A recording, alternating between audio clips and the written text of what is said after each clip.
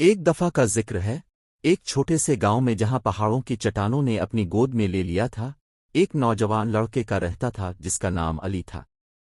علی کو اپنی ماں فاطمہ کے لیے اپنے ایمانداری اور محبت کے لیے جانا جاتا تھا۔ جبکہ ان کا گزرا ہوا وقت محدود تھا، فاطمہ ہمیشہ اپنے چہرے پر ایک مسکراہٹ رکھتی تھی اور جو کچھ بھی ان کے پاس ہوتا اس کا شکریہ ادا کرتی تھی۔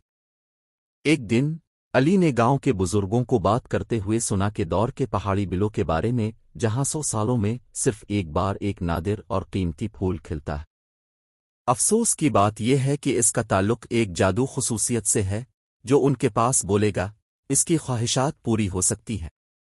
علی کو اپنی ماں کی مدد کرنے کے لیے مثبت امیدوں کے ساتھ سفر کرنے کی خواہش ہوئی۔ اس نے اپنے ماں سے رضامندی حاصل کرنے کے لیے اس بڑے پھول کو ڈھونڈنے کا ارادہ کیا۔ سفر مشکل گوئی کے ساتھ ہوا، شہری چڑیوں اور خطرناک راستوں سے کٹ گیا۔ علی نے وحشی جانوروں، سخت موسم اور شکوں کے لمحوں کا سامنا کیا، مگر اس کا ارادہ اور اپنی ماں کی محبت نے اسے آگے بڑھنے پر مجبور کیا۔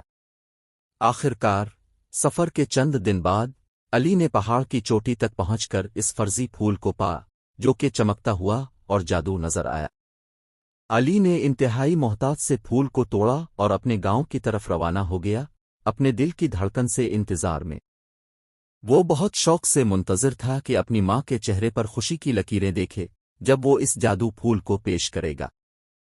جیسے ہی وہ گاؤں کے قریب پہنچا، اپنے گھر کے دروازے پر اپنی ماں کو پریشان دیکھا۔ علی نے اپنی ماں کو پھول دکھایا اور اپنے سفر کا واقعہ بیان کیا۔ فاطمہ نے اپنے بیٹے علی کو گہری محبت سے گلے لگایا، اپنے دل کو محبت اور فخر سے بھرا ہوا۔ اس رات، چاندنی رات میں، علی اور فاطمہ نے ایک ساتھ خواہش کی کہ ان کے گاؤں کے لوگوں کے لیے صحت، خوشی اور برکت کی خواہش کی۔ سالوں گزر گئے اور گاؤں نے علی کی بے لوث اور فاطمہ کے ثابت قدمی کی وجہ سے ترقی کی۔ جدیدیت کے باوجود علی اور فاطمہ کے گاؤں کی حالت بہتر ہوئی اور گاؤں کے لوگ ان کی محنت اور سچی دعاؤں سے متاثر ہوتے رہے۔ اس طرح اس گاؤں کی دل میں علی اور جادو پھول کی کہانی، پیار، قربانی اور ایک ماں کی دعا کی قوت بن گئی۔